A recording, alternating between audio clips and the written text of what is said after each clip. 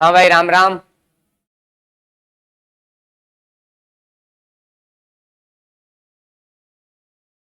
करें start. Net नहीं चल रहा आज तो क्लास ऑनलाइन तो चल नहीं रही है ना। रिकॉर्ड कर लेते हैं, फिर रिकॉर्डेड को डाल देंगे बाद में जब नेट चल जाएगा। जब देखो, कल त्रिभुज के बारे में अपन ने कुछ बातें स्टार्ट करी थी, एक बार मैं रिपीट कर देता हूं। त्रिभुज में सबसे बड़ी भुजा के सामने का कोण त्रिभुज का क्या होता है? सबसे बड़ा कोण होता है। और सबसे छोटी भुजा के सामने का कोण त्रिभुज का सबसे छोटा कोण होता है।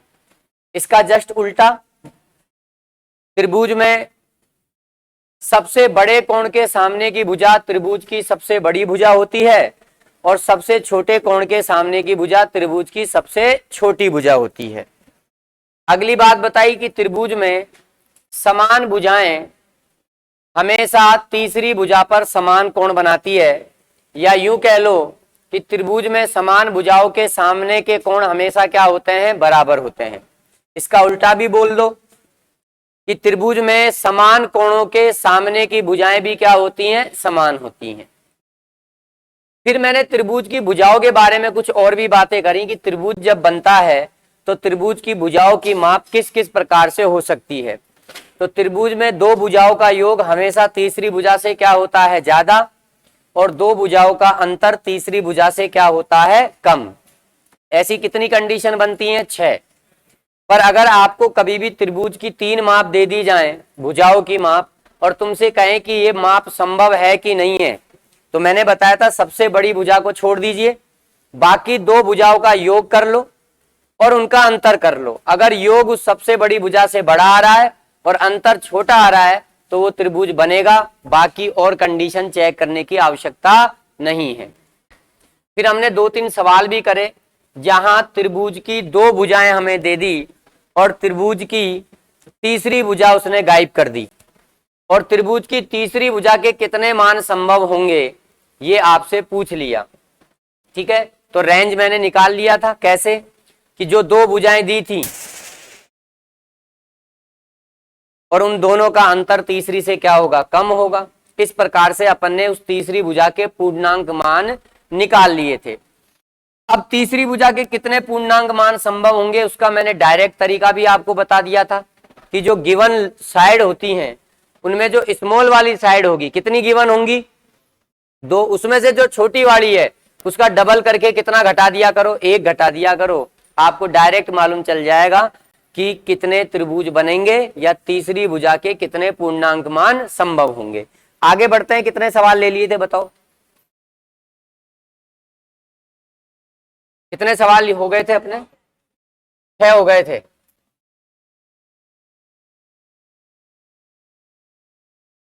5 हो गए थे ना। चलिए आगे बढ़ते हैं। 6 हो गए थे। चलिए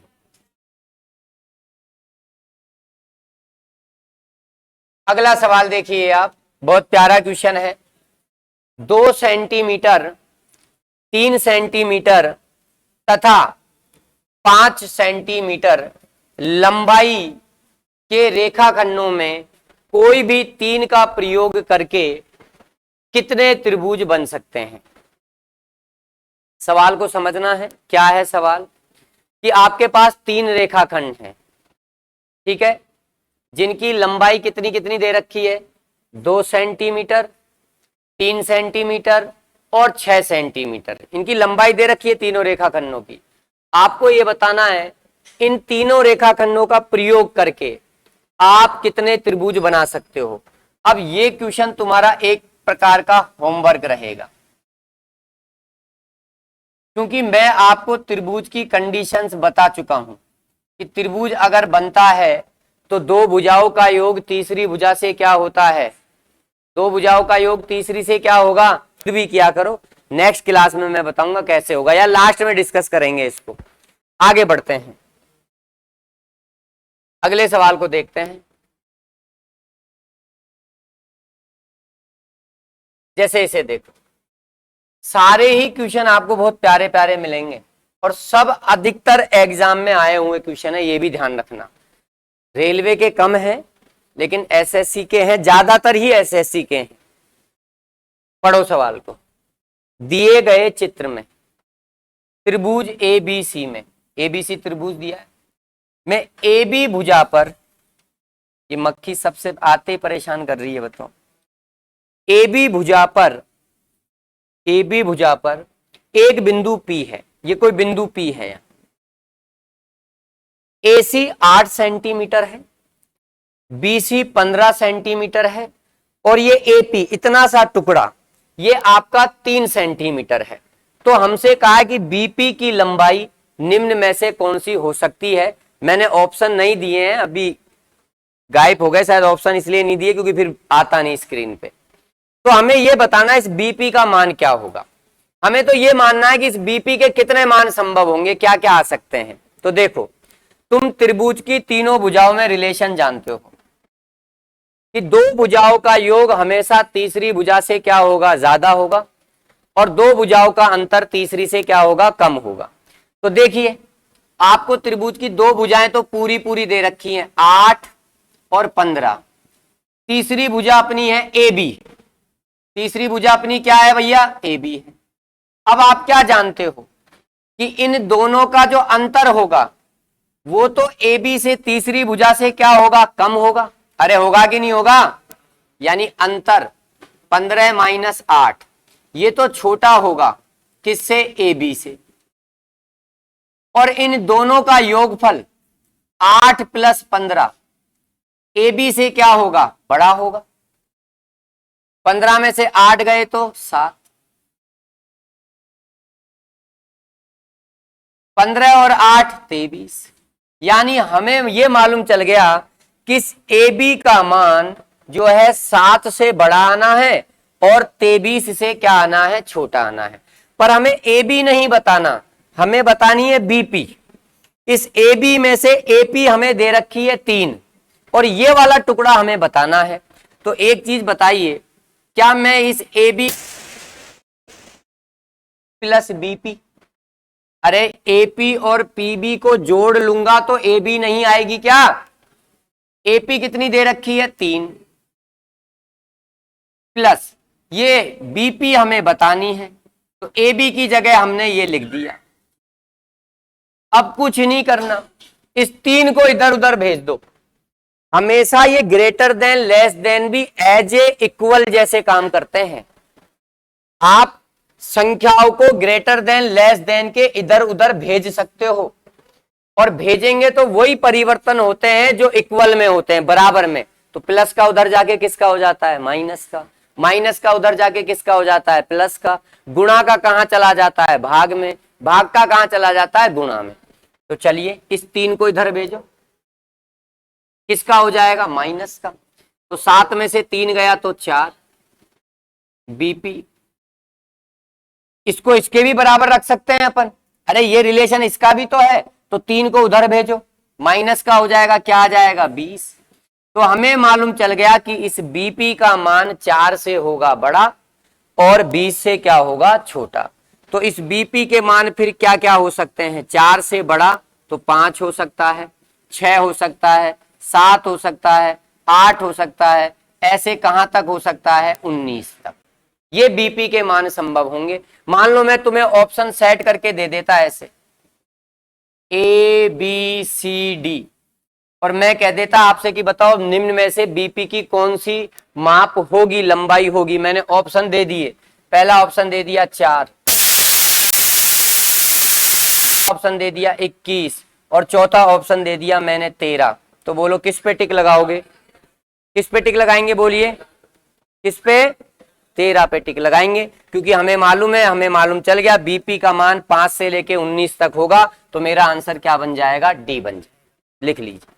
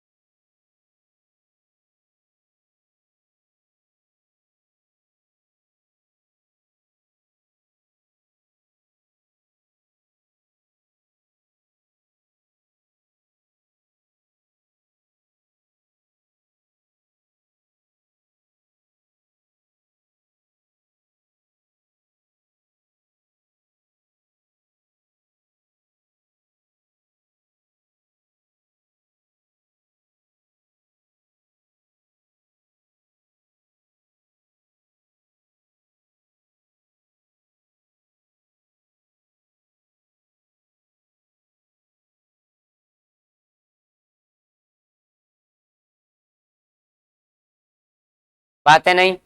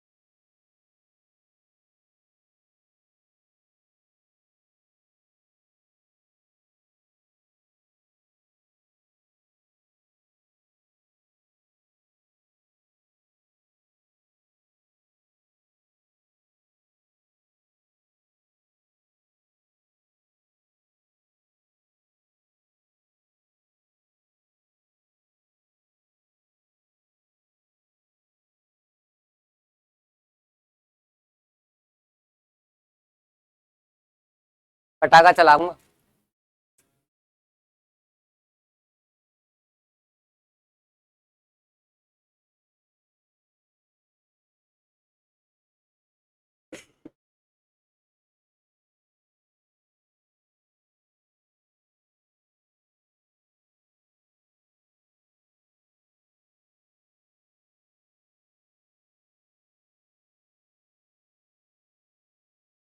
बड़े, लिख लिया क्या? चलो साहब, अगला सवाल देखिए।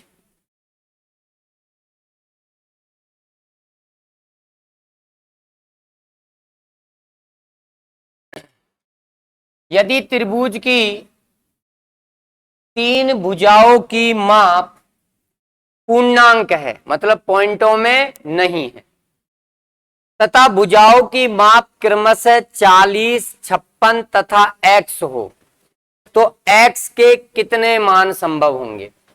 किसके मान बताने हैं? बताओ, गिवन साइड में से छोटी वाली कौन सी है? बस इस 40 का क्या करना है? डबल, और डबल करके कितना घटाना है? 1। 80 में से 1 गया, कितना आएगा? 79। तो कितने मान संभव होंगे? 79। शॉर्ट ट्रिक बता चुका था ना मैं।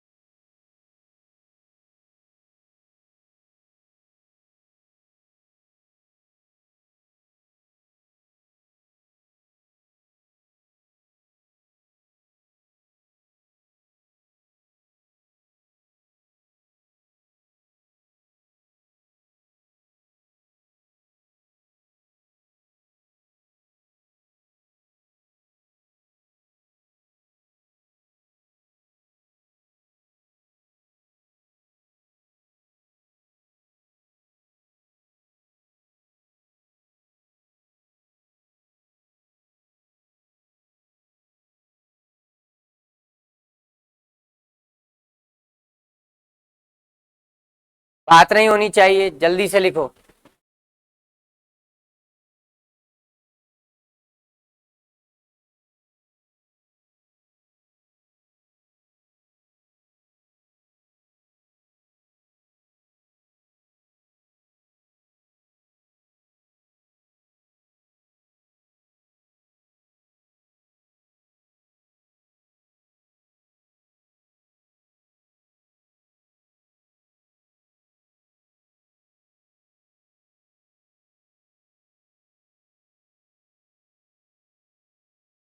बड़े, लिख लिया?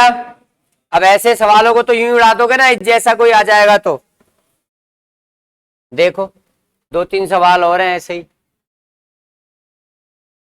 यदि त्रिभुज की तीन भुजाएं यार ये मक्खियां कुछ ज्यादा ही परेशान कर रही हैं यार, इनका करना ही पड़ेगा कुछ, बलि देनी पड़ेगी किसी की। किसे सल्टाएं? नर बलि नहीं, नारी बलि देनी पड़ेगी।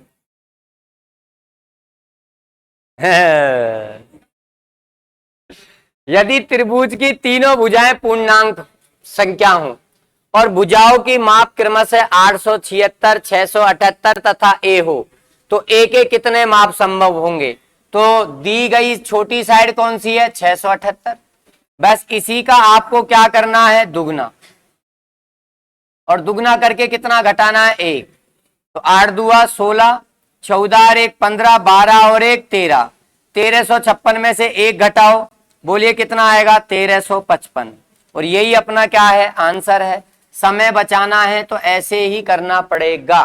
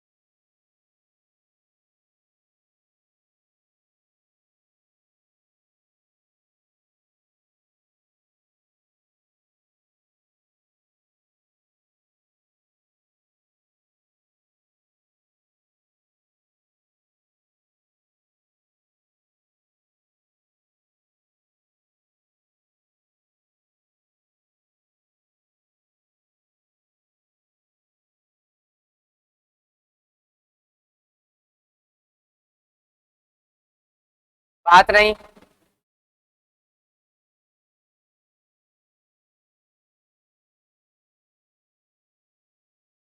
बात नहीं।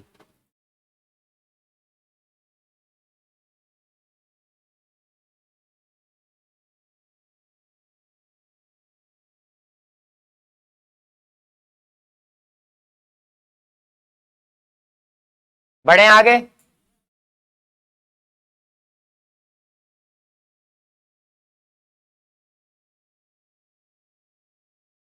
बढ़े क्या? आओ साहब, नेक्स्ट क्वेश्चन देखो। अगर ऐसा ही हुआ तो कर लोगे, कॉपी में लिखने की जरूरत होगी क्या? यदि त्रिभुज की दो भुजाएं क्रमशः 80 तथा 91 है, तीसरी भुजा भी पूर्णांक हो, तो कितने संभावित त्रिभुज बनेंगे? 80 का दुगना 160, एक कम कर दो 159। बात नहीं। आइए अब अगला सवाल देखते हैं। यदि किसी त्रिभुज की तीनों भुजाएं पूर्णांक हैं, बात नहीं, अब समझना, क्रमशः 40, 42 और x इकाई की हैं, तो त्रिभुज का अधिकतम परिमाप बताना है। अब देखो, त्रिभुज की दो भुजाएं दे दी, 40 और 42, तीसरी भुजा क्या है? x है। त्रिभुज का अधिकतम परिमाप बताना है, तो त्रिभुज का अधिकतम परिमाप तो अपन तभी बता पाएंगे जब हमें इस x की अधिकतम वैल्यू मालूम चल जाए। तो x के कई सारे मान संभव होंगे, अरे होंगे कि नहीं होंगे? तो चलो x की रेंज निकालो। इन दोनों का अंतर कितना आएगा? 2। तो दो भुजाओं का अंतर तीसरी भुजा से क्या होता है? छोटा, अंतर छोटा होता है। और इन दोनों का योगफल तीसरी भुजा से क्या होता है? बराबर, बड़ा होता है। तो x की रेंज आ गई साहब। तो x का मान क्या क्या होगा? 2 से बड़ा यानी 3, 4, 5, ऐसे कहां तक होगा? 81 तक। अब हमें त्रिभुज का क्या बताना है? परिमाप। परिमाप क्या होता है बोलो? तीनों भुजाओं का योग। और परिमाप बताना है मैक्सिमम, परिमाप बताना है मैक्सिमम। परिमाप होता है तीनों भुजाओं का योग, 40 प्लस 42, और तीसरी भुजा और लेनी है। तो अधिकतम परिमाप तो तभी आएगा जब तीसरी भुजा का मान मैं बड़े से बड़ा लूं कि छोटे से छोटा। बड़े से बड़ा कितना है? 81। बताइए कितना आ गया? 163। एक तरीका तो ये है। दूसरा तरीका, अगर आप इतना ना करना चाहो और शॉर्ट में ही करना चाहो तो ध्यान से समझना। अगर किसी त्रिभुज, पूर्णांक त्रिभुज की दो भुजाएं तुम्हें दे दी जाएं और तीसरी भुजा तुम्हें नहीं दी जाए और तुमसे उस त्रिभुज का मैक्सिमम परिमाप पूछे, तो क्या करना है? जो गिवन साइड है दो, उनमें से जो लार्ज वाली साइड है, लार्ज जो गिवन साइड है, उसका डबल कर देना और उसमें एक जोड़ देना। आपका डायरेक्ट मैक्सिमम परिमाप निकलकर आ जाएगा। जो दो साइड आपको गिवन होंगी, उसमें जो लार्ज वाली साइड है उसका दुगना करके एक जोड़ देना। बताओ लार्ज वाली साइड कौन सी है? सॉरी, एक घटा देना, एक घटा देना। लार्ज साइड कौन सी है बोलो? 40 और 42 में से कौन सी है? 42 का क्या करना है? एक मिनट, बताना क्या है? सॉरी सॉरी, मैंने किसका बता?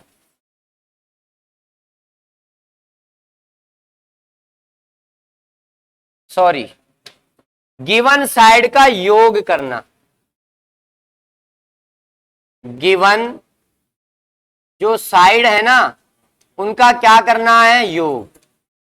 फिर योग करके क्या करना है? दुगना, फिर माइनस एक करना है। बोलो गिवन साइड कौन कौन सी दे रखी है? 40 और 42। इन दोनों का क्या करना है? योग। योग करके क्या करना है? दुगना, और फिर एक घटाना है। बोलो योग कितना आया? 82 का दुगना बोलो कितना होता है? 164 में से एक घटाओ, 163। सॉरी, लिखो।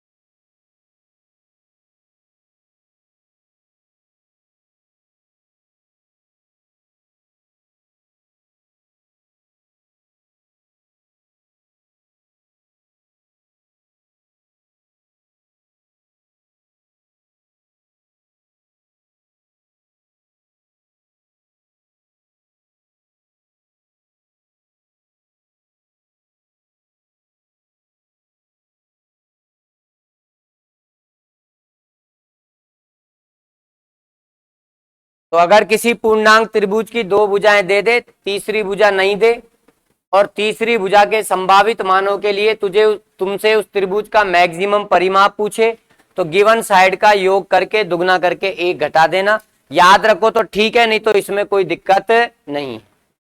ये भी आसान है, चौथी लाइन में जाके खत्म हो रहा है।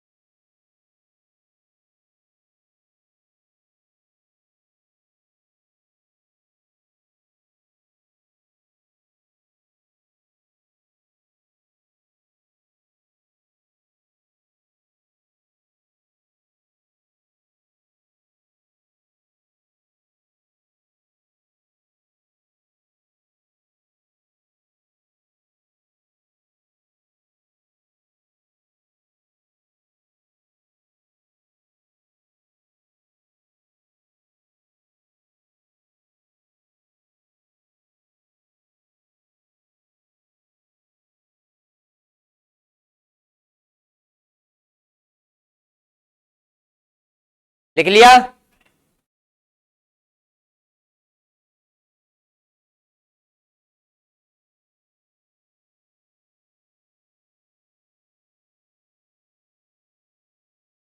बढ़े आगे? चलो साहब नेक्स्ट क्वेश्चन देखो, जल्दी लिखो।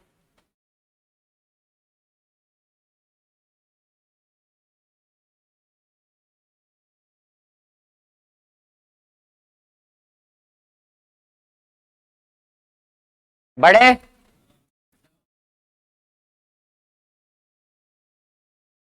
फोर्टी नंबर क्वेश्चन देखो, यदि किसी त्रिभुज की तीनों भुजाओं की माप पूर्णांक हो और क्रमशः 35, 38 तथा ए इकाई हो, तो त्रिभुज का इस बार क्या बताना है? न्यूनतम परिमाप।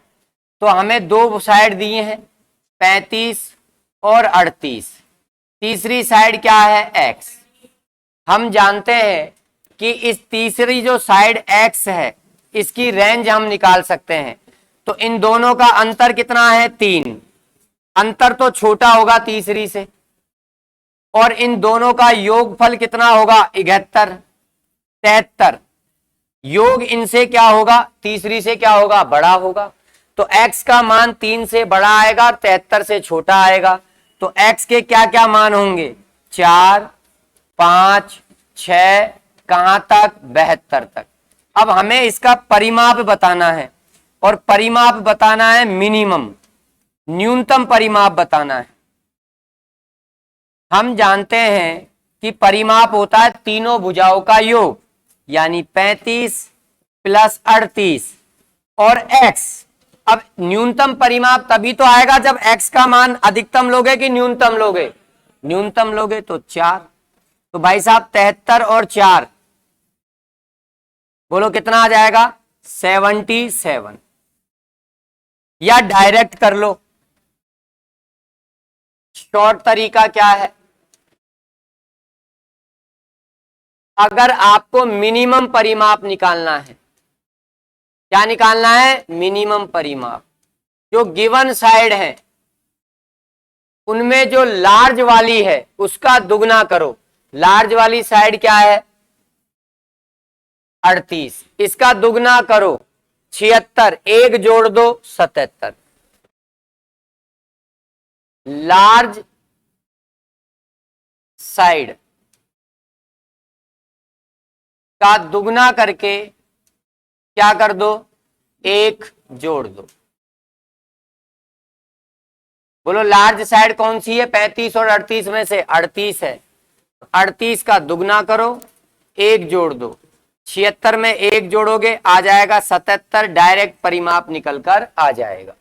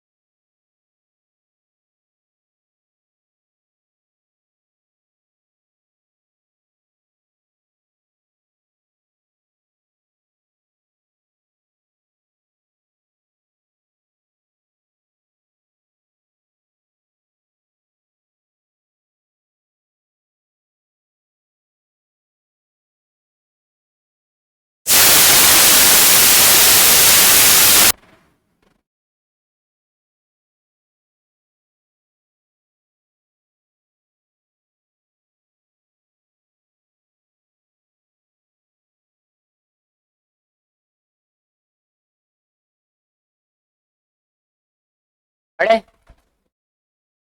तो मैक्सिमम परिमाप निकालना है तो डायरेक्ट कैसे निकालोगे? गिवन साइड का योग करके दुगना करना है और एक घटाना है। और मिनिमम परिमाप निकालना है तो गिवन में जो लार्ज वाली है उसका दुगना करके एक जोड़ना है।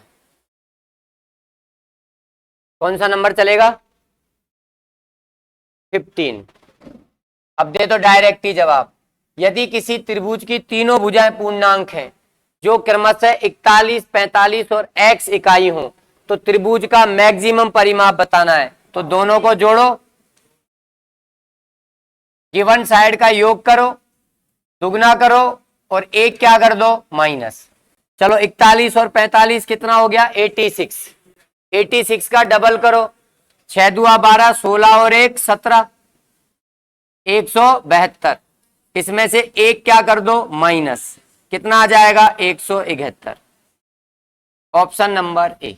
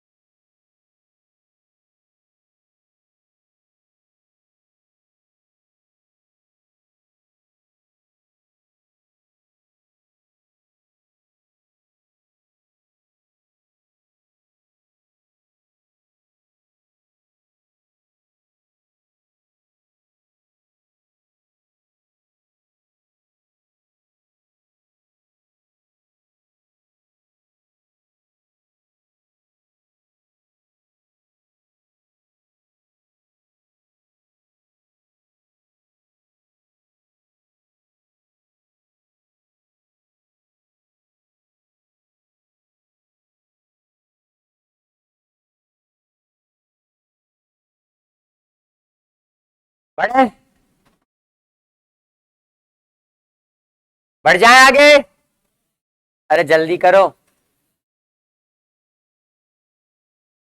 आओ 16 नंबर देखते हैं। कॉपी बंद कर दो अब।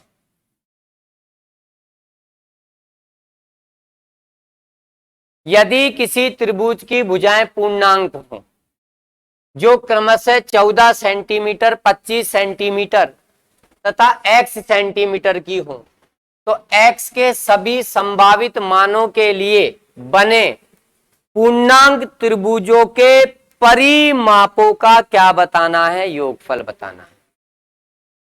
यानी x के बहुत सारे मान होंगे। अब जितने भी x के मान होंगे उन सब के लिए त्रिभुज बनेंगे। बनेंगे कि नहीं बनेंगे? तो जितने भी त्रिभुज बनेंगे उन सारे त्रिभुजों के परिमापों का क्या बताना है? योग बताना है। ये है इसमें स्टैंडर्ड क्वेश्चन, बढ़िया क्वेश्चन जो टाइम लेगा, ठीक है, लेकिन अपन इसका डायरेक्ट मेथड बताएंगे आपको लास्ट में जो 2 से 3 सेकंड में हो जाएगा। लेकिन पहले इसको डिटेल में समझ लो। देखो त्रिभुज की हमें 2 भुजाएं दे रखी, छोटा कर रहा हूं मैं ना। अब मुझे तीसरी भुजा निकालते हैं। पहले तो 2 भुजाएं कौन कौन सी दे रखी है बताओ? 14, 25। तीसरी भुजा अपनी क्या है? x। हम इस तीसरी भुजा की रेंज निकाल सकते हैं। हम जानते हैं इन दोनों का अंतर 24 और 25 का अंतर कितना होगा? 11। अंतर क्या होगा? 11। अंतर छोटा होगा तीसरी भुजा x से। इन दोनों का योगफल 14 और 25 योग कितना हो गया? 39। योगफल 39 है और योगफल तीसरी भुजा से क्या होगा? बड़ा होगा। यहां से मुझे x की रेंज निकलकर मालूम चल गई। तो मैं कहूंगा साहब कि मुझे मालूम चल गया कि x के कौन कौन से मान हैं। तो x का जो मान है वो 11 से बड़ा होगा, यानी 12 होगा, 13 होगा, 14 होगा, ऐसे कहां तक होगा, 38 तक। मैं तुमसे ये पूछ लूं कि बताओ ये टोटल कितने मान आएंगे, तो ये तो तुम डायरेक्ट ही निकाल सकते थे। छोटी वाली साइड कौन सी है, 14 का डबल करो 28, एक कम करो 27, 27 मान संभव होंगे। कितने मान संभव होंगे, 27। पर वो चीज हमसे पूछी नहीं है।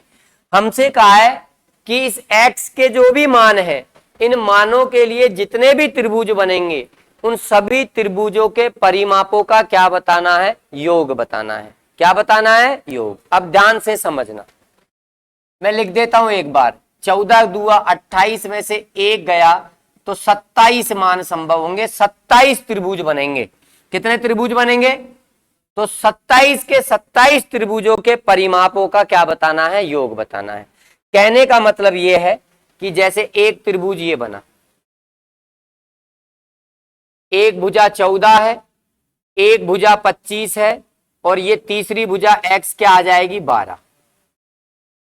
कहने का मतलब यह है कि फिर दूसरा त्रिभुज बनेगा, एक भुजा 14 है, एक भुजा 25 है, तो एक भुजा क्या आएगी, 13। ऐसे चलते जाएंगे चलते जाएंगे, और लास्ट में भी एक त्रिभुज बनेगा जिसकी एक भुजा 14 है, एक भुजा आपकी 25 है, और ये क्या आएगी, 38। ऐसे ये टोटल कितने त्रिभुज बनेंगे, 27 त्रिभुज बनेंगे। हमें इन 27 त्रिभुजों के परिमापों का क्या बताना है, योग बताना है। अब आप एक चीज नोट कर रहे हो कि 14 और 25 ये तो सब में आएगा। परिमापों के योग का क्या मतलब होता है, परिमाप क्या होता है, तीनों भुजाओं का योग। तो आप इसकी तीनों भुजाओं को जोड़ोगे, इसकी तीनों भुजाओं को जोड़ोगे, जितने भी त्रिभुज हैं उनकी तीनों भुजाओं को जोड़ोगे, और फिर लास्ट में सबका योग कर लोगे, क्योंकि परिमापों का ही तो योग बताना है। तो हम यहाँ एक चीज नोट कर रहे हैं कि 14 25 14 25 14 25 तो सब में आएगा। आएगा कि नहीं आएगा, तो 14 प्लस 25 कितना हो गया, 39 तो सब में आएगा।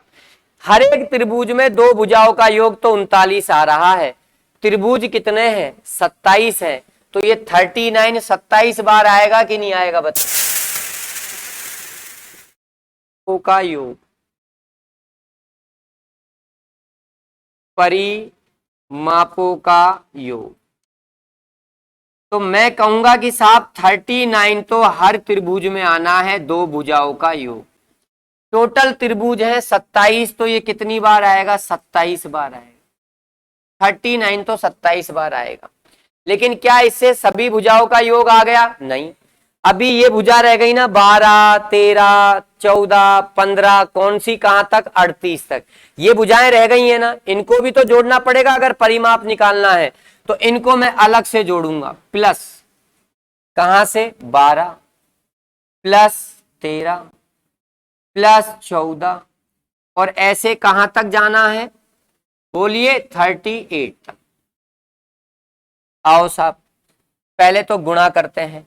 39 को 27 से गुणा कर लो, 7 नाम 63, 7 तिया 21, और 6 27, 9 दुआ 18, 3 दूनी 6 और 1 7, तो ये तो आ गया आपका 3, 8 और 7 15, 7 और 2 9, और 1 10, प्लस इनका योग तो 1053 आ गया गुणा करने पर। अब इनको जोड़ना है। सबको नंबर सिस्टम पढ़ा चुका हूं मैं, और मैंने ऐसी संख्याओं का योग करना के बीच का अंतर क्या रहे, समान रहे। याद है, कुछ लाश को फूक दो, फूक नहीं रही तो दफना दो, ठीक है। कहां दफनाएंगे, नीचे। कितनी बार, अगर हमें कभी भी ऐसी संख्याओं का योग ज्ञात करना हो जिनके बीच का अंतर क्या रहे, समान रहे, तो मैंने लिखाया था last plus first, last minus first, plus difference बटा में 2 गुणा डिफरेंस। इस वाले से इनका योग निकाल लो। तो लास्ट प्लस फर्स्ट बोलो, 38 और 12 50, गुणा लास्ट माइनस फर्स्ट, 38 में से 12 घटाओ 26, अंतर एक का है, एक जोड़ दो 27, बटा में 2 गुणा 1, काटा पीटी हमने करी, 2 से कितनी बार कट गया, 25 बार। ये है आपका 1053 प्लस 25 से गुणा कीजिए, 25 साते 175, हासिल लगी आपके पास, बोलिए 17, 25 दुआ 50 और 17 हासिल का कितना आया 67, 675 को इसमें जोड़ दीजिए, 5 और 3 8, 7 और 5 12, 6 और 1 7 और 1 1728, इनका क्या आ गया, परिमापों का योग आ गया। पर ये तरीका थोड़ा सा बड़ा हो गया। अरे हुआ कि नहीं हुआ? अगर अपने पास कोई ऐसा तरीका हो जिससे शॉर्ट हो जाए तो मजा ही आ जाएगा, टाइम अपना बच जाए। तरीका बताते हैं कि यदि किसी पूर्णांक त्रिभुज की 2 भुजाएं दे दी जाएं और तीसरी भुजा गायब कर दी जाए, तो तीसरी भुजा के जितने भी संभावित मान होंगे, जितने भी त्रिभुज बनेंगे, उन सभी त्रिभुजों के परिमापों का योग अपन डायरेक्ट कैसे निकालेंगे?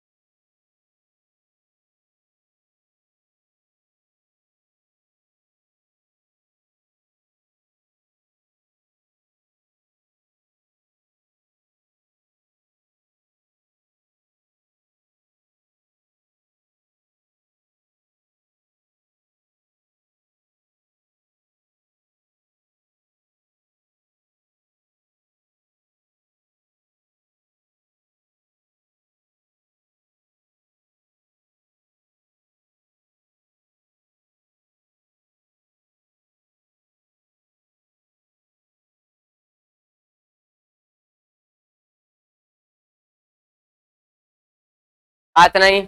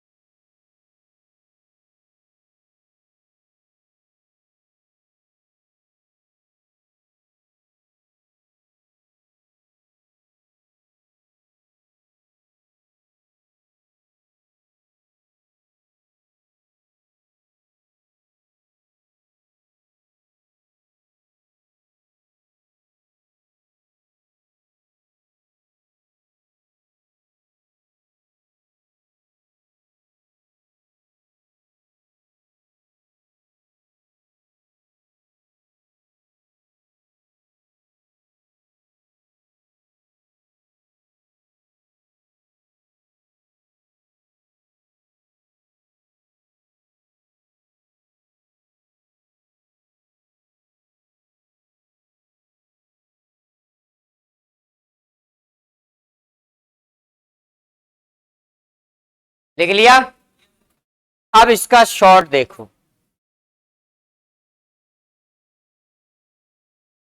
अगर आपको किसी पूर्णांक त्रिभुज की दो साइड दे रखी है और तीसरी साइड गायब कर रखी है, और तीसरी साइड के जितने भी मान संभावित होंगे, उनके लिए जितने भी त्रिभुज बनेंगे, उन सभी त्रिभुजों के परिमापों का अगर योग ज्ञात करना हो, परिमापों का योग ज्ञात करना हो, तो क्या करना है? जो दो साइड हमको त्रिभुज की दी है, उसमें से जो लार्ज वाली है, जो बड़ी है, उसका डबल कर देना, और इसमें स्मॉल वाली को जोड़ देना। लार्ज साइड का क्या करना? डबल करना, और उसमें डबल में स्मॉल वाली को जोड़ देना, और इसको जितने त्रिभुज बनेंगे, त्रिभुज की जो संख्या आएगी, मतलब जितने x के मान होंगे, अरे x के जितने मान होंगे उतने ही तो त्रिभुज बनेंगे, त्रिभुजों की संख्या से क्या कर देना? गुणा कर देना। आपका परिमापों का योग डायरेक्ट निकल कर आ जाएगा।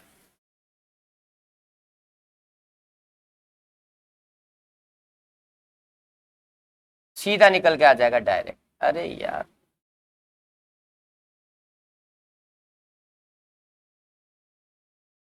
काहे गड़बड़ हो रही है? इससे डायरेक्ट कर लेंगे। आ जाओ, अब देखो, बताओ लार्ज साइड कितनी दी है? का डबल। स्मॉल कितनी दी है? गुणा त्रिभुजों की संख्या। बोले साहब, त्रिभुजों की संख्या निकालने के लिए भी तो मेहनत करनी पड़ेगी। कहां करनी पड़ेगी?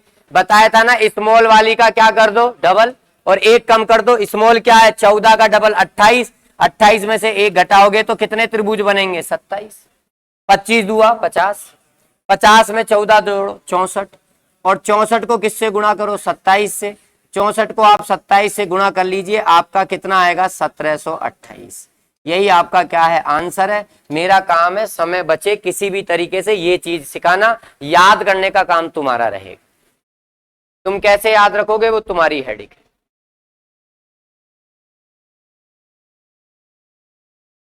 डायरेक्ट निकाल सकते हो आप परिमापों का योग। तीसरी भुजा के संभावित मानों के लिए जितने भी त्रिभुज बनेंगे, उनके परिमापों का योग पूछता है, तो बेसिक भी सिखा दिया, डायरेक्ट भी सिखा दिया।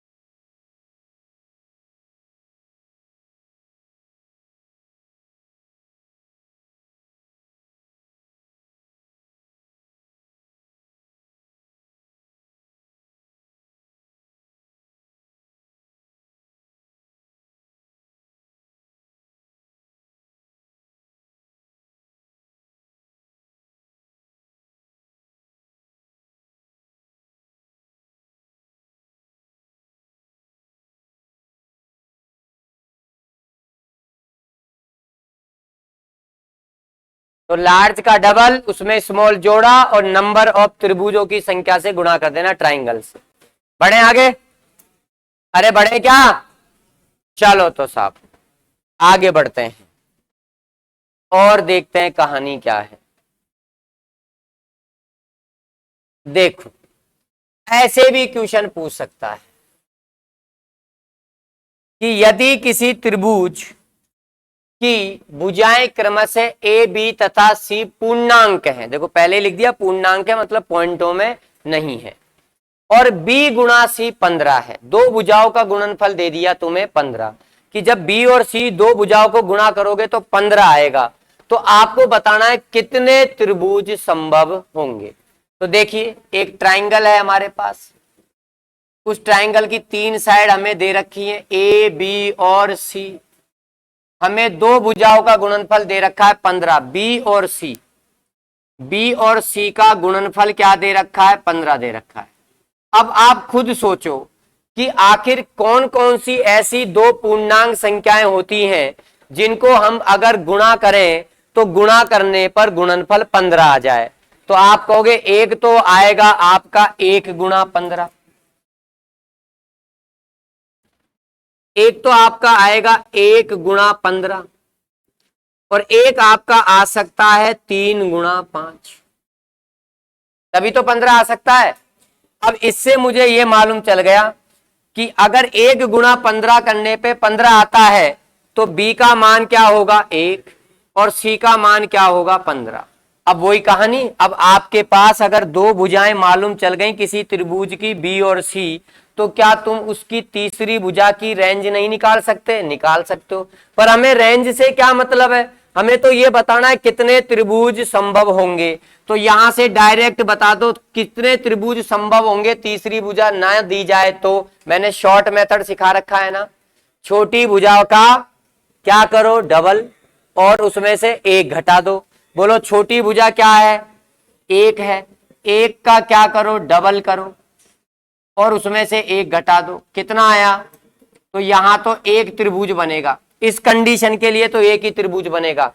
एक भुजा 1, दूसरी भुजा 15, तो तीसरी भुजा का मान जो निकलेगा वो 1 ही निकल कर आएगा। आई बात समझ में? वो भी तुम जानते हो, चलो रेंज निकालो।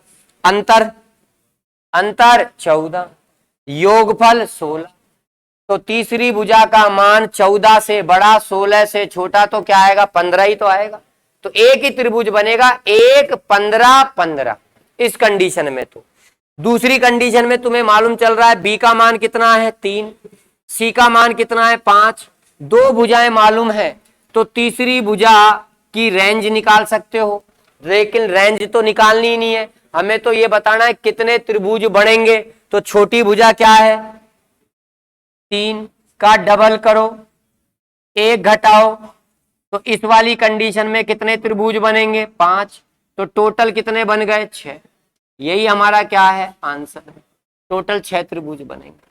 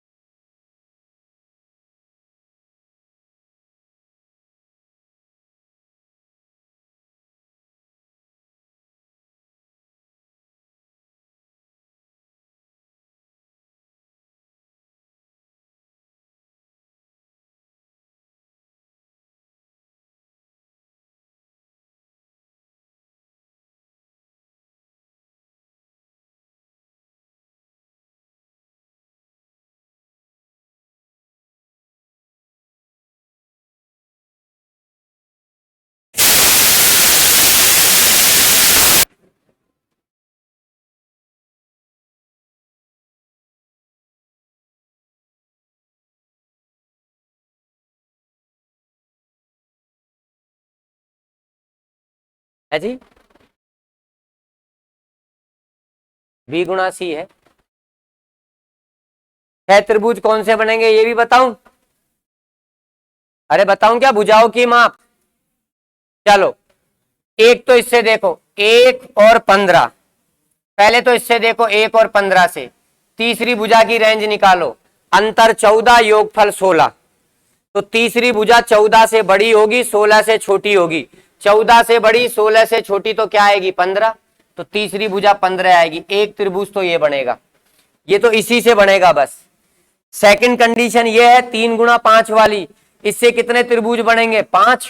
कैसे बनेंगे? रेंज निकालो। अंतर 2, योगफल 8, तो तीसरी भुजा का जो मान होगा वो 2 से बड़ा आएगा, 8 से छोटा आएगा। तो 2 से बड़ा आएगा तो क्या आएगा? 3। 8 से छोटा कहां तक? 7। तो 3 4 5 6 7, तो 3 5 3 3 5 4 3 5 5 3 5 6 और 3 5 7, ये बनेंगे आपके 6 त्रिभुज।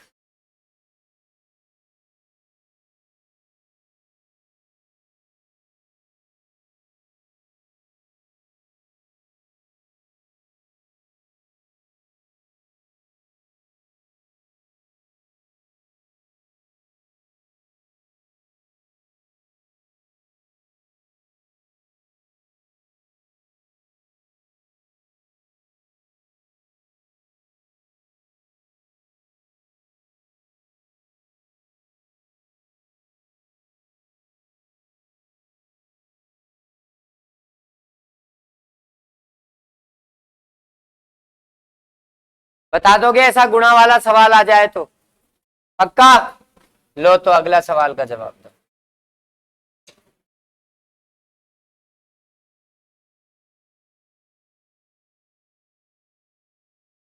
यदि किसी त्रिभुज की भुजाएं क्रमशः ए बी सी पूर्णांक है, जहां ए गुणा बी 12 है, ए और बी को क्या कर रखा है? गुणा कर रखा है, और इन दो भुजाओं का गुणनफल किसके बराबर है? 12 के बराबर है। आपको बताना है तो कितने त्रिभुज संभव होंगे?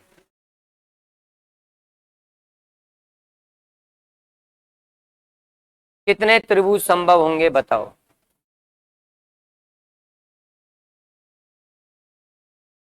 अब देखो 12 गुणा में कब कब आ सकता है? एक तो आएगा 1 गुणा 12 से, एक आएगा आपका 2 गुणा 6 से, और एक आएगा आपका 3 गुणा 4 से। तो फटाफट से बताओ यहां कितने त्रिभुज बनेंगे? एक का डबल, दो में से एक घटाओ, एक त्रिभुज बनेगा यहां तो इससे। इसमें देखो, दो का डबल करो, दो दूनी 4 माइनस 1, यहां बनेंगे 3 त्रिभुज। यहां देखो कितने बनेंगे, 3 दूनी 6 माइनस 1, यहां बनेंगे 5, तो टोटल हो गए 9। 9 ट्राइंगल बनेंगे। अब क्या और इससे सीधा और क्या बताएं?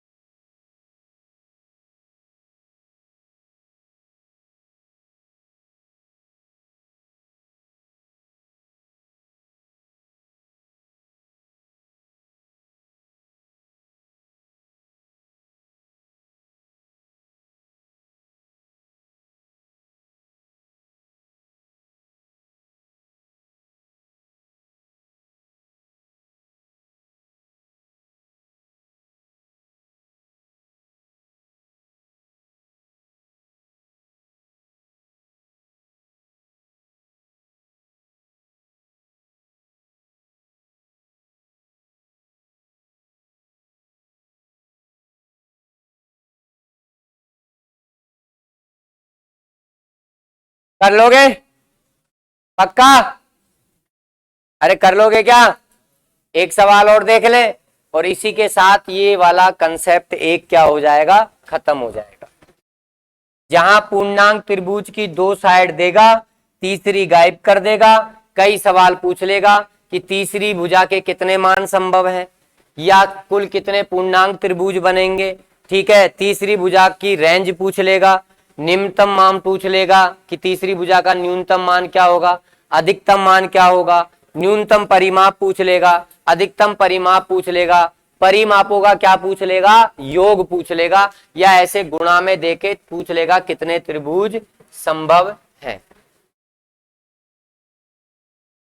दे दो जवाब।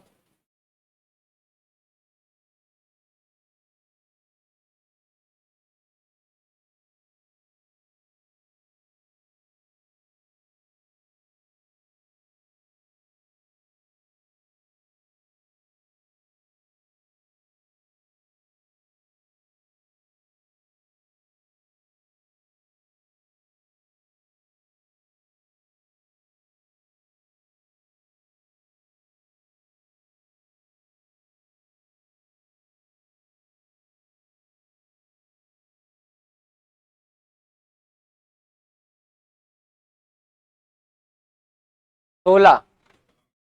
तो 24 दे रखा है दो भुजाओं का गुणनफल, तो 24 कैसे कैसे आएगा? 1 गुणा 24, 2 गुणा 12, 3 गुणा 8, 4 गुणा 6, और इन्हीं से तो आएगा। तो बताओ यहां कितने त्रिभुज बनेंगे? एक से देखो, एक का दुगना एक, एक घटाया एक, दो का दुगना चार, एक घटाया तीन, तीन का दुगना छह, एक घटाया पांच, चार का दुगना आठ, एक घटाया सात, सात और पांच 12, तीन 15 और एक 16 त्रिभुज बनेंगे।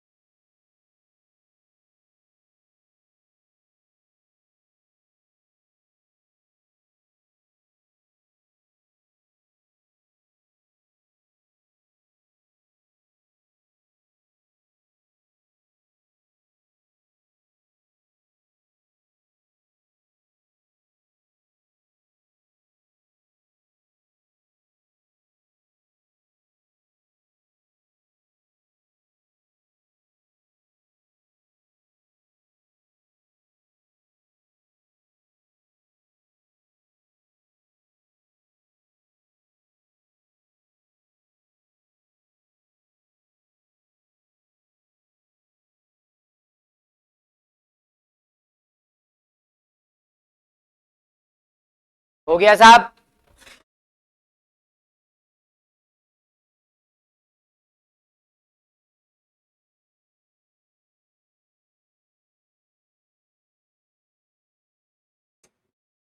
प्रैक्टिस कर लो। यदि त्रिभुज की भुजाएं पूर्णांक हों जो क्रमशः 15, 18 तथा x हों, तो x के संभावित मानों के लिए बने सभी त्रिभुजों के परिमापों का योग बताओ। पढ़ लिया अपन ने सवाल? डायरेक्ट करें, लार्ज साइड का डबल, उसमें स्मॉल वाली को जोड़ दो और टोटल त्रिभुजों की संख्या से गुणा कर दो। टोटल त्रिभुज कितने बनेंगे? 15 का दुगना 30, 30 में से एक घटाया 29, 18 दुआ 36, 36 में अपन 15 जोड़ेंगे कितना आएगा? 51, 51 को किससे गुणा करेंगे? 29 से। इकाई अंक 9 आना है, आंसर आएगा 1479। इकाई अंक 9 ही आना है ना?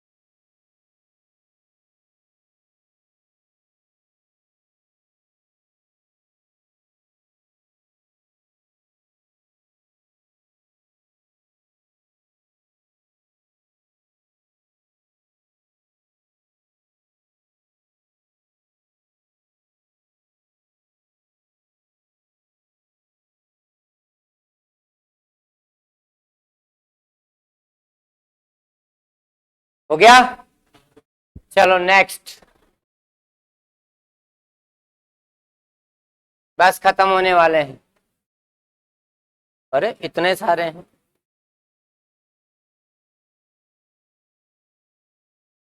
हाँ जी, अब यहां से अलग कहानी आ गई कि उन त्रिभुज की संख्या बताइए जिनका परिमाप 18 है तो भुजाएं पूर्णांक हों। ये अलग चीज आ गई, ये पढ़ाएंगे। लेकिन एक जो सवाल अपन ने शुरू में लिया था उसे देखते हैं, कौन से नंबर का था।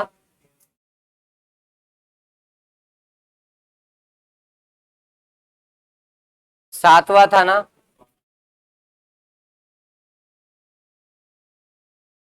2, 3, 5 तथा 6 कितने, 2, 3, 5 तथा 6 सेंटीमीटर लंबाई के रेखाखंड में से कितने रेखाखंड हैं, ये टोटल 4।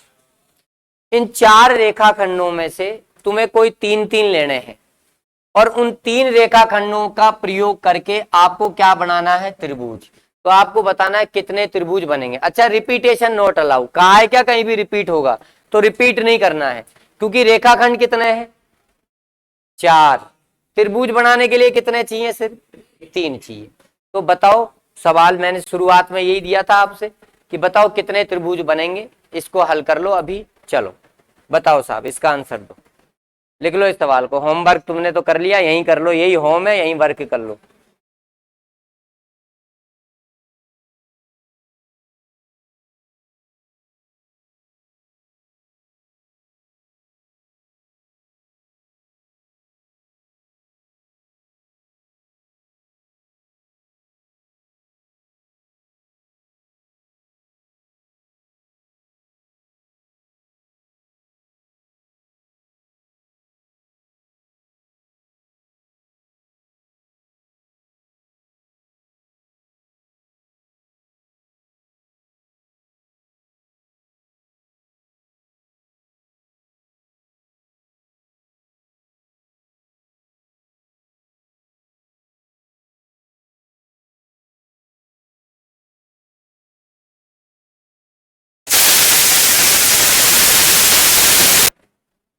मैंने आपको सिखाया है त्रिभुज बनने की कंडीशन बताइए। मैंने कहा है कि हमेशा बड़ी भुजा को पकड़ा करो। तो बड़ी भुजा, अगर हम इन चारों में से बड़ी भुजा की बात करें तो किसे लेंगे, सबसे पहले 6 को। हम मानते हैं कि अपन एक ऐसा त्रिभुज बनाते हैं जिसमें अपन सबसे बड़ी भुजा 6 मानकर चलते हैं। सबसे बड़ी भुजा 6 मानकर चलो। अब 6 के साथ बाकी के डाटा को लो। जैसे 6 के साथ ले लो तुम 2 को और 3 को। बोलो ट्रायंगल संभव है क्या, नहीं। 6 के साथ तुमने 2 और 3 का कॉम्बिनेशन लिया।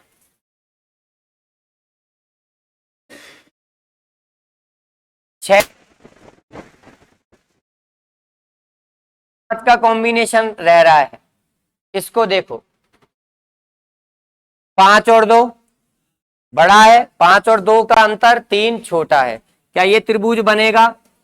6 का कॉम्बिनेशन पूरा हो गया। 6 के साथ तुम और किसी को ले सकते हो क्या आप, अरे 6 के साथ 2, 3 ले ही लिया तुमने।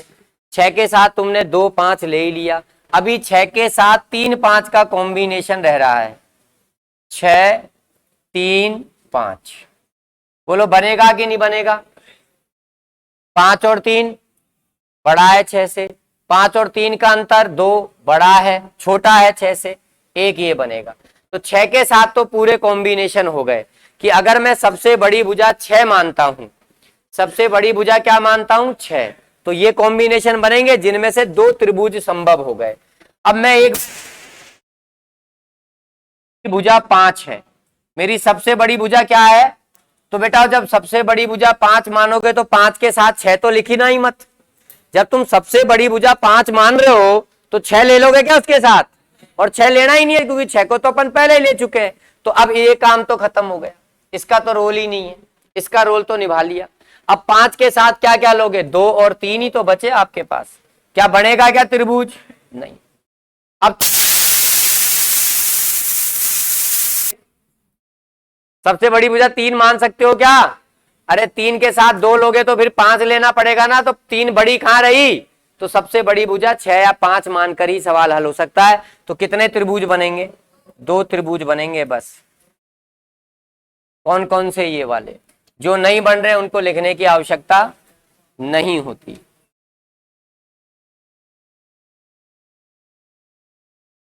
ओनली 2 त्रिभुज बनेंगे।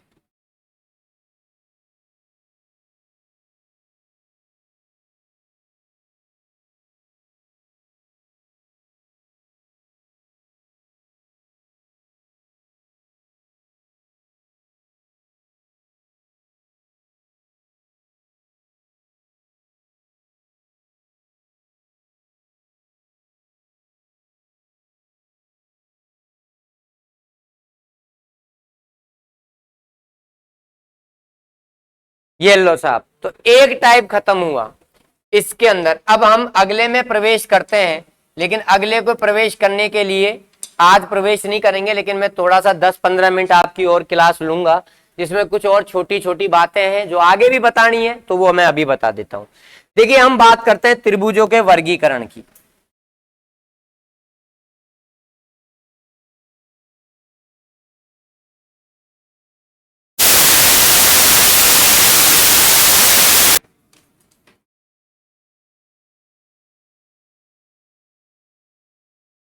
तो त्रिभुजों का वर्गीकरण हमने 2 तरीके से कर रखा है। त्रिभुजों को हमने 2 तरीके से बांट रखा है, नाम दे रखे हैं।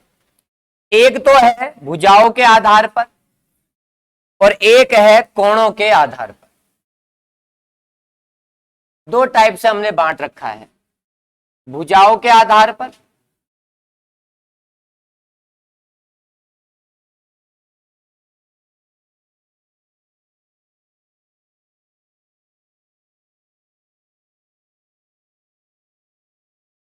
और एक बांट रखा है, वर्गीकरण कर रखा है कोणों के आधार पर। भाई त्रिभुज में 3 भुजाएं और 3 कोण होते हैं ना, तो एक तो नामकरण कर रखा है भुजाओं के आधार पर और एक नामकरण कर रखा है हमने त्रिभुजों का कोणों के आधार पर। सब जानते हैं ये बात, मैं आप लोगों को पहले क्षेत्रफल में भी पढ़ा चुका हूं, ये बात क्षेत्रफल में भी हो चुकी है। तो देखो भुजाओं के आधार पर क्या क्या है। भुजाओं के आधार पर समबाहु त्रिभुज। कौन सा त्रिभुज? समबाहु। एक ऐसा त्रिभुज जिसकी तीनों भुजाएं समान माप की होती हैं। तीनों की तीनों भुजाएं क्या होती हैं? समान माप की। क्या कहलाता है? समबाहु त्रिभुज। अब बताओ, हमने पढ़ा है कि किसी भी त्रिभुज में समान भुजाएं तीसरी भुजा पर समान कोण बनाती हैं, या समान भुजाओं के सामने की भुजाएं, सामने के कोण बराबर होते हैं। तो अगर किसी त्रिभुज की तीनों भुजाएं बराबर हैं, तो इन तीनों भुजाओं के सामने के कोण भी क्या होंगे? बराबर होंगे। तो ऐसे भी कह सकते हैं एक ऐसा त्रिभुज जिसकी तीनों भुजाएं समान हो और तीनों अंतः कोण भी क्या हो? समान हो। और अगर किसी त्रिभुज के तीनों अंतः कोण समान होंगे तो प्रत्येक कितने कितने डिग्री का होगा? 60-60 डिग्री का होगा। 180 डिग्री तभी तो आएगा, 60 + 60 + 60। दूसरा होता है समद्विबाहु त्रिभुज। नाम से ही पता चल रहा है, ऐसा त्रिभुज जिसमें कोई 2 भुजाएं क्या होती हैं? समान होती हैं। क्या कहलाता है? 2 भुजाएं समान होती हैं, और जो 2 भुजाएं समान होंगी उनके सामने जो कोण बनेंगे वो भी आपस में क्या होंगे? समान होंगे। तीसरा आता है विषम बाहु त्रिभुज। ऐसा त्रिभुज जिसकी तीनों भुजाओं की माप अलग अलग होगी। ऐसा त्रिभुज जिसमें तीनों भुजाओं की माप क्या होगी? अलग अलग होगी। वो क्या कहलाता है? विषम बाहु त्रिभुज कहलाता है। यानी कुल मिला के रामायण का सार ये है कि अगर अपन इसको ऐसे समझाएं कि मैंने एक ट्राइंगल लिया, इसकी साइड ये ए है, ये भी ए है और ये भी ए है, तीनों की तीनों साइड बराबर हैं, तो प्रत्येक कोण भी क्या होगा? बराबर होगा। तो 180 डिग्री होता है कोणों का योग। 3 भागों में बांट दो तो कितने कितने डिग्री? 60-60 डिग्री। तो ये वाला त्रिभुज आपका क्या कहलाएगा? समबाहु। क्या कहलाएगा? समबाहु। मैं परिभाषाएं कुछ नहीं लिखाऊंगा इनकी, ये समबाहु त्रिभुज कहलाएगा। मान लीजिए मैंने कोई त्रिभुज इस प्रकार से बनाया, इसकी ये दो साइड है ए, ये दोनों साइड आपस में क्या है, बराबर हैं, जबकि तीसरी साइड है बी। तो ऐसा त्रिभुज जिसमें दो भुजाएं बराबर हों, दो भुजाएं समान माप की, तीसरी असमान माप की, तो ये त्रिभुज कहलाएगा विषमबाहु त्रिभुज। और हम जानते हैं इसमें ये दोनों कोण आपस, वो समद्विबाहु त्रिभुज, ये दोनों कोण आपस में क्या होंगे, बराबर होंगे, क्योंकि समान भुजाओं के सामने के कोण क्या होते हैं, बराबर होते हैं। ये आपका क्या कहलाएगा, समद्विबाहु त्रिभुज।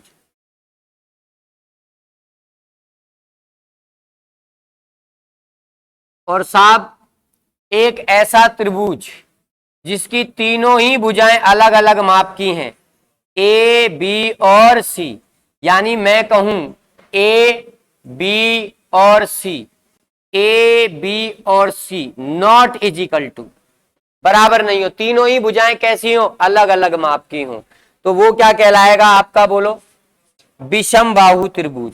फिर इसके कोण भी समान होंगे क्या, इसमें तीनों के तीनों कोण भी क्या होंगे, अलग अलग होंगे, क्योंकि भुजाओं की माप भी क्या है, अलग अलग है। तो ये अगर थीटा है तो ये मान लीजिए अल्फा होगा, और ये मान लीजिए ये क्या होगा, फाई होगा। तीनों भुजाएं अलग अलग माप की होंगी तो तीनों कोण भी अलग अलग माप के होंगे। मैं इसकी कोई परिभाषाएं नहीं लिखाऊंगा, बस ऐसे ही तुम्हें याद रखना है। तो ये है भुजाओं के आधार पर वर्गीकरण। फिर आता है कोणों के आधार पर वर्गीकरण। अब कोणों के आधार पर सबसे पहले आता है न्यून कोण। इनकी बहुत डिटेल में चर्चा करेंगे अपन एक एक पर, अभी तो बस बता रहा हूं ये होते हैं।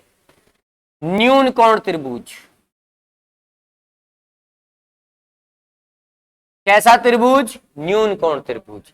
मैं आपको न्यून कोण का मतलब बता चुका हूं। क्या होता है न्यून कोण, 0 डिग्री से बड़ा और 90 डिग्री से छोटा। तो एक ऐसा त्रिभुज जिसका प्रत्येक कोण 90 डिग्री से छोटा हो। कितने कोण होंगे, 3 कोण होंगे। प्रत्येक कोण 90 डिग्री से छोटा है तो उस त्रिभुज को अपन न्यून कोण त्रिभुज कहेंगे। फिर आता है समकोण त्रिभुज। आप जानते हो समकोण का मतलब 90 डिग्री। तो एक ऐसा त्रिभुज जिसके 3 कोणों में से कोई एक कोण 90 डिग्री का हो तो उसे अपन क्या कहेंगे, समकोण त्रिभुज कहेंगे। अच्छा मुझे बताओ, क्या कभी किसी भी त्रिभुज में 2 कोण 90 डिग्री के हो सकते हैं क्या? अरे बोलिए ना, हो सकते हैं क्या? नहीं, क्योंकि अगर 2 कोण तुमने 90 डिग्री के कर दिए तो इन दोनों कोणों का योगफल ही क्या हो गया, 180। तो तीसरा कोण क्या 0 डिग्री का होगा? है? तो त्रिभुज में कभी भी 2 कोण 90 डिग्री के बराबर या उससे अधिक के नहीं हो सकते। एक ही कोण 90 डिग्री के बराबर हो सकता है या एक ही कोण 90 डिग्री से ज्यादा का हो सकता है। फिर आता है अपना समकोण अधिक कोण त्रिभुज। कौन सा त्रिभुज? अधिक कोण त्रिभुज। एक ऐसा त्रिभुज जिसमें कोई एक कोण 90 डिग्री से बड़ा हो और 180 डिग्री से क्या हो, छोटा हो। ऐसा त्रिभुज आपका क्या कहलाएगा? अधिक कोण त्रिभुज कहलाएगा। जैसे न्यून कोण की मैं बात करता हूं। मैंने यहां एक ट्रायंगल आपके सामने बनाया। मैंने कहा ये 60 डिग्री है, मैंने कहा ये 70 डिग्री है, और मैंने कहा ये आपका 7 और 6 13, ये आ गया आपका 50 डिग्री। 180 डिग्री हो गया ना? क्या इस त्रिभुज के तीनों कोण 90 डिग्री से छोटे हैं क्या? तो ये त्रिभुज आपका क्या कहलाएगा? न्यून कोण त्रिभुज कहलाएगा। मैंने एक त्रिभुज और बनाया जिसमें मैंने कहा ये कोण कितने डिग्री का है? 90 डिग्री का है। तो ये कोण आपका क्या कहलाएगा? ये त्रिभुज क्या कहलाएगा? समकोण त्रिभुज कहलाएगा। क्या कहलाएगा? समकोण त्रिभुज। मैंने आपके सामने एक ट्रायंगल बनाया ऐसे। क्या तुम्हें ये एंगल 90 डिग्री से बड़ा दिख रहा है क्या? अरे यूं सीधा होता तो 90 डिग्री झुका दिया, 90 से ज्यादा है। मान लीजिए मैं मान लू ये कितने डिग्री का है? 110 डिग्री का है। तो ये त्रिभुज आपका कैसा त्रिभुज है? अधिक कोण त्रिभुज है। कैसा त्रिभुज है? अधिक कोण। मैं किसी की कोई भी परिभाषा नहीं लिखाऊंगा, जैसा बोर्ड पे लिखा है वैसा लिख लो, क्योंकि तुम बच्चे नहीं हो, ठीक है ना? कंपटीशन की तैयारी कर रहे हो अब? एज इट इज लिख लो जैसा बोर्ड पे लिखा है।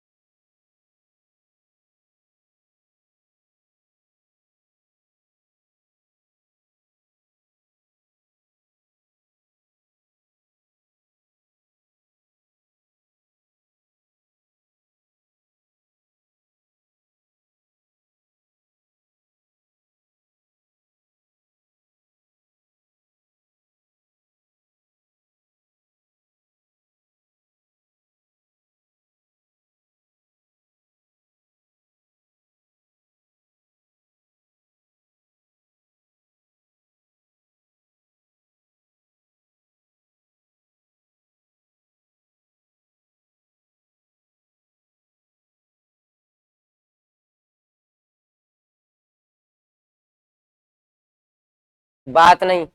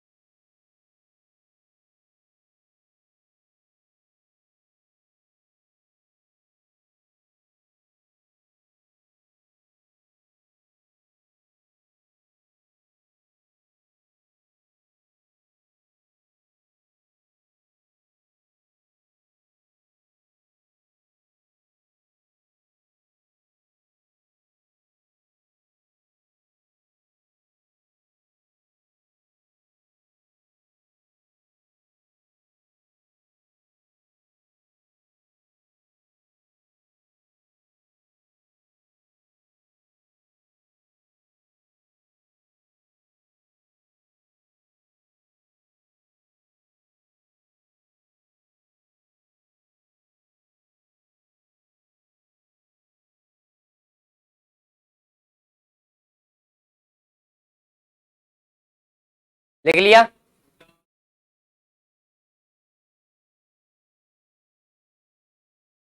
लिख लिया क्या? एक छोटी सी बात पूछना चाह रहा हूं, मुझे बताओ, ये जो समबाहु त्रिभुज होता है इनमें से कौन सा होता है?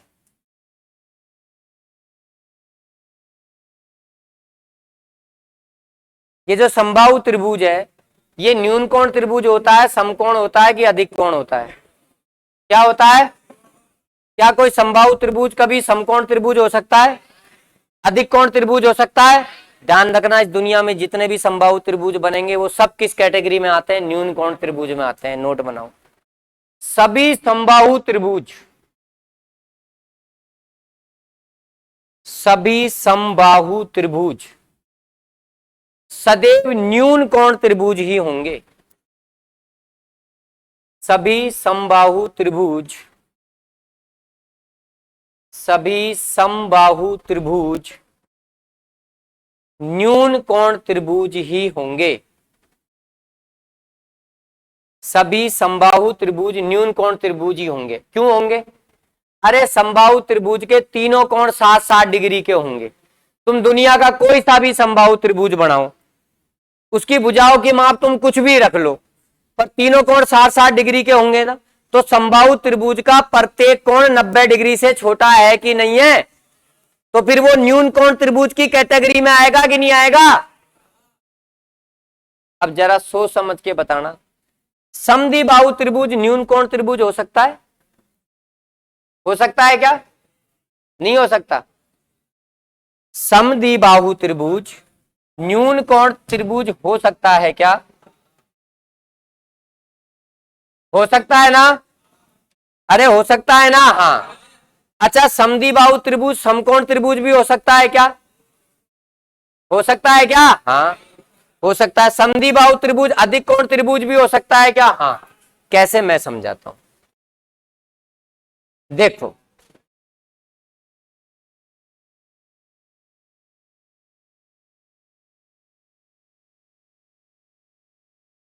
मैंने एक ट्राइंगल बनाया, मैंने कहा ये कोण 70 डिग्री है और ये कोण भी क्या है? 70 डिग्री। तो फिर मुझे बताओ ये कोण कितने डिग्री का है? 40 डिग्री का है। बोलिए आया कि नहीं आया? अब ये दोनों कोण अगर बराबर हैं तो ये दोनों भुजाएं भी आपस में क्या हैं? बराबर। अब कोणों के आधार पर आप बताओ मुझे, तीनों कोण तुम्हें दिख रहे हैं, कोणों को देखो और कोणों के आधार पर बताओ जी कौन सा त्रिभुज है। कोणों के आधार पर ये समबाहु है। कोणों के आधार पर, मैं कह रहा हूं कोणों के आधार पे बताओ भाई, क्या है? न्यून कोण त्रिभुज है। हद कर रहे हो, मैं कह रहा हूं कोण के आधार पे बताओ। तो कोण के आधार पे तो तीन होते हैं, न्यून कोण, समकोण और अधिक कोण। अब बताओ कोणों के आधार पे कौन सा त्रिभुज है? ये न्यून कोण त्रिभुज है ना। तीनों के तीनों कोण 90 डिग्री से छोटे हैं ना। और क्या आपको इसकी दोनों भुजाएं बराबर दिख रही हैं? अरे दिख रही है कि नहीं दिख रही? तो फिर भुजाओं के आधार पर क्या बन गया? समद्विबाहु। भुजाओं के आधार पर बात करूं तो समद्विबाहु हो रहा है, और कोणों के आधार पर बात करूं तो तीनों कोण 90 डिग्री से छोटे हैं तो न्यून कोण हो रहा है। तो समद्विबाहु त्रिभुज न्यून कोण त्रिभुज होता है। पर ऐसे नहीं कहेंगे कि दुनिया के सारे ही समद्विबाहु त्रिभुज न्यून कोण त्रिभुज होंगे, नहीं, समकोण भी हो सकते हैं। जैसे मैंने आपके सामने ये एक समकोण त्रिभुज बनाया, मैंने कहा ये कोण 90 डिग्री का है और ये कोण 45 डिग्री का है। तो बताओ ये भी कितने का होगा? कोणों के आधार पर कौन सा त्रिभुज है? समकोण त्रिभुज है, क्योंकि एक कोण 90 डिग्री का दिख गया। अब ये दोनों कोण अगर बराबर हैं तो ये वाली भुजा और ये वाली भुजा बराबर है, तो इस त्रिभुज की दो भुजाएं भी बराबर है। तो दो भुजाएं बराबर हैं तो समद्विबाहु है। क्या है? समद्विबाहु है। तो ये समकोण त्रिभुज भी है, कोण के आधार पर, भुजा के आधार पर समद्विबाहु भी है। तो अपन कहेंगे कि हाँ साहब, समद्विबाहु त्रिभुज जो है समकोण त्रिभुज हो सकता है। न्यून कोण भी हो सकता है, न्यून कोण त्रिभुज भी होता है। समद्विबाहु त्रिभुज न्यून कोण त्रिभुज भी हो सकता है। समद्विबाहु त्रिभुज समकोण त्रिभुज भी हो सकता है। अब बताओ, आप सोच समझ के जवाब देना, तुक्काबाजी मत करना। क्या समद्विबाहु त्रिभुज अधिक कोण त्रिभुज हो सकता है? समद्विबाहु हो जिसकी दो साइड बराबर है, पर क्या वो अधिक कोण त्रिभुज हो सकता है? ऐसे बनाकर सोचो ना। जैसे देखो, मैंने ये ले लिया 110 डिग्री, कितना बचा? 80, तो 70। अब मैं कह दूं ये 35 डिग्री है, और ये 35 डिग्री है। बताओ, एक कोण 90 डिग्री से बड़ा है तो अधिक कोण त्रिभुज हो गया। और क्या इसकी ये दोनों साइड बराबर नहीं है? जब ये दोनों कोण, तो अगर किसी त्रिभुज का कोई एक कोण 90 डिग्री से बड़ा होता है तो वो अधिक कोण त्रिभुज होता है। तो ये अधिक कोण त्रिभुज है और इसकी दो साइड भी बराबर है, तो भुजा के आधार पे समद्विबाहु भी है, तो हम कहेंगे समद्विबाहु त्रिभुज अधिक कोण भी हो सकता है।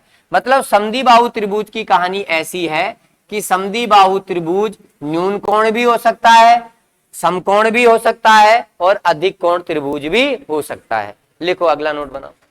समद्विबाहु त्रिभुज, समद्विबाहु त्रिभुज न्यून कोण त्रिभुज भी हो सकता है। समद्विबाहु त्रिभुज, समद्विबाहु त्रिभुज न्यून कोण त्रिभुज भी हो सकता है। समद्विबाहु त्रिभुज न्यून कोण त्रिभुज भी हो सकता है। समकोण त्रिभुज भी हो सकता है। समकोण त्रिभुज भी हो सकता है तथा अधिक कोण त्रिभुज भी हो सकता है। अधिक कोण त्रिभुज भी हो सकता है। समझने के लिए, और ये तीनों डायग्राम बनाना चाहो तो बना लो।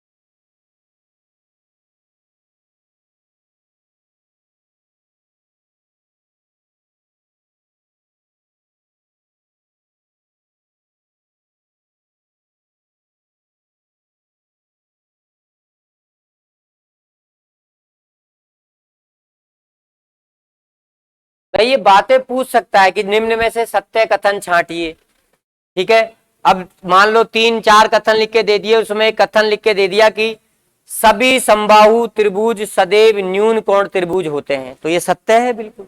और लिख के दे दिया समबाहु त्रिभुज समकोण त्रिभुज होता है, गलत। समबाहु त्रिभुज जिंदगी में समकोण त्रिभुज नहीं हो सकता, क्योंकि समबाहु त्रिभुज के तो तीनों ही कोण 60-60 डिग्री के होंगे। समकोण तो तब हो जब एक कोण 90 डिग्री हो। तो तब कोई त्रिभुज तुम कभी ऐसा बना सकते हो जिसके तीनों भुजाएं बराबर हैं और उसमें एक कोण 90 डिग्री हो? बना सकते हो कभी?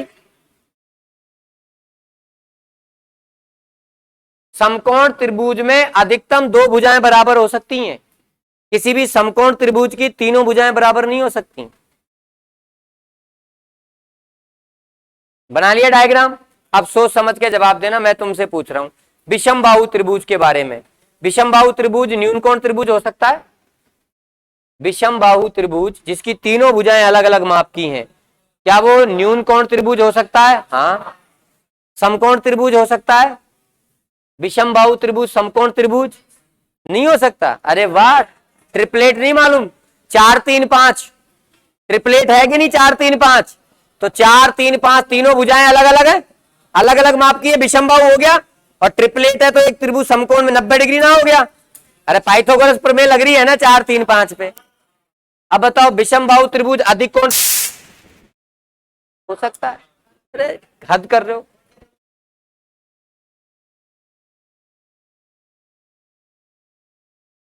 इधर देखो,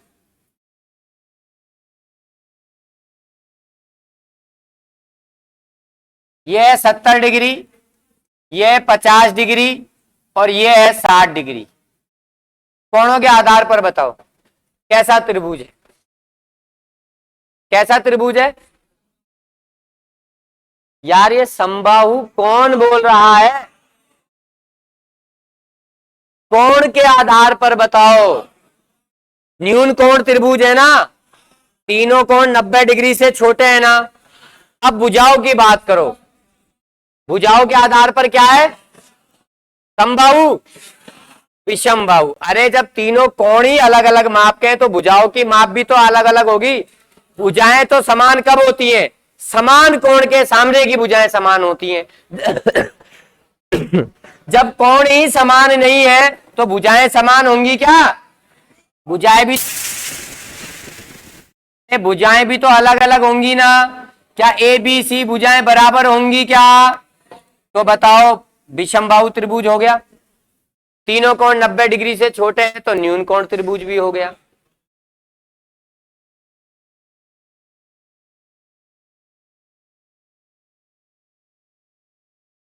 चार, तीन, पांच, पाइथागोरस प्रमेय लग रही है ना।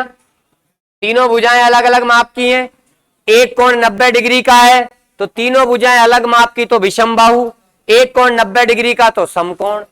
तो बताओ ये विषमबाहु त्रिभुज होते होते समकोण त्रिभुज भी हो रहा है।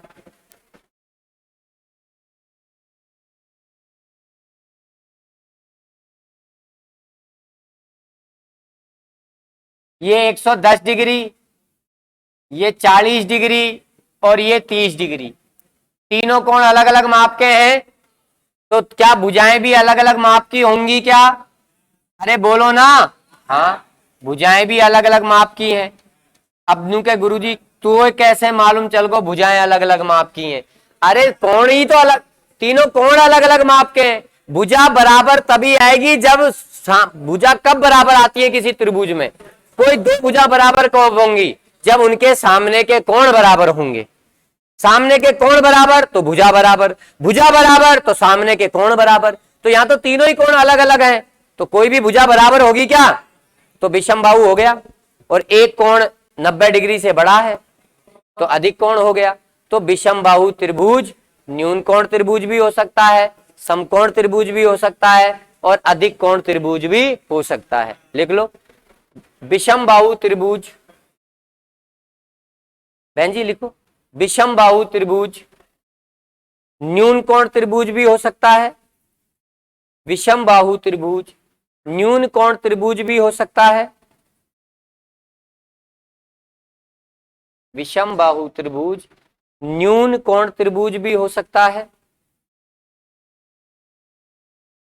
समकोण त्रिभुज भी हो सकता है और अधिक कोण त्रिभुज भी हो सकता है। दोबारा बोल रहे हैं, विषमबाहु त्रिभुज न्यून कोण त्रिभुज भी हो सकता है, समकोण त्रिभुज भी हो सकता है और अधिक कोण त्रिभुज भी हो सकता है। ठीक है, डायग्राम लिखना चाहो तो लिख लेना, इससे समझ जाओगे।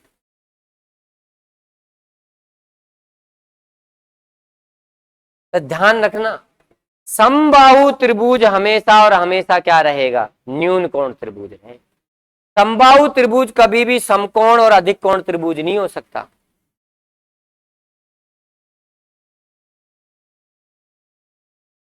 दुनिया के सभी समबाहु त्रिभुज न्यून कोण त्रिभुज ही होते हैं।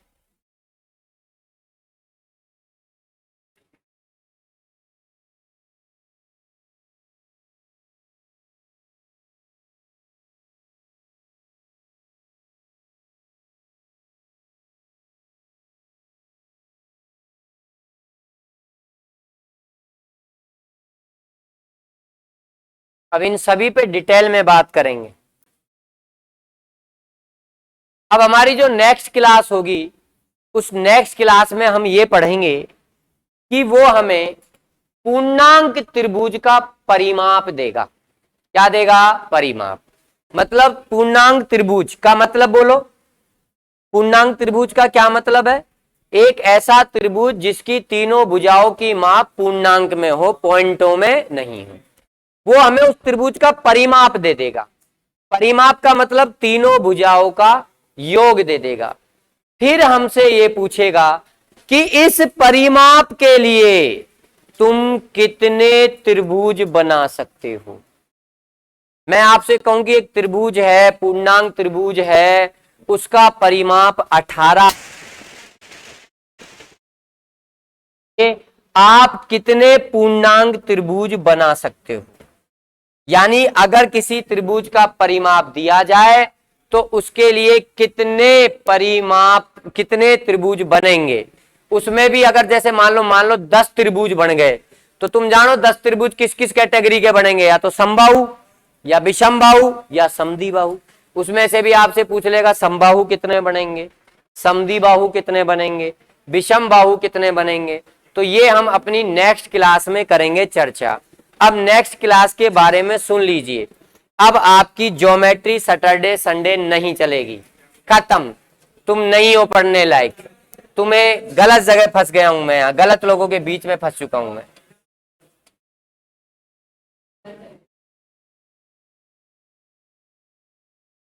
अब ज्योमेट्री एडवांस मैथ्स की क्लास सुन लीजिए कैसे चलेगी।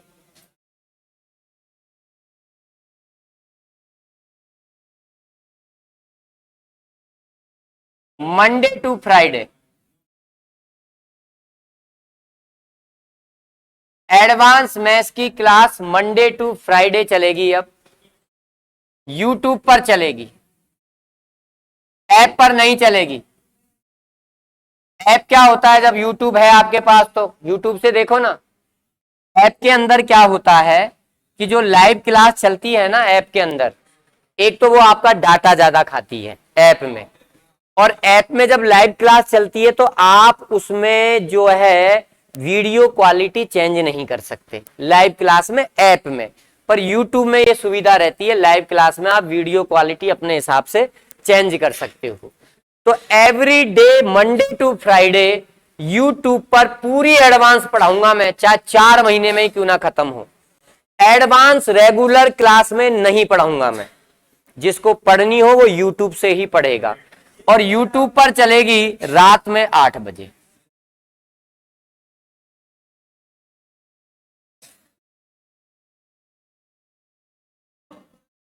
नाइट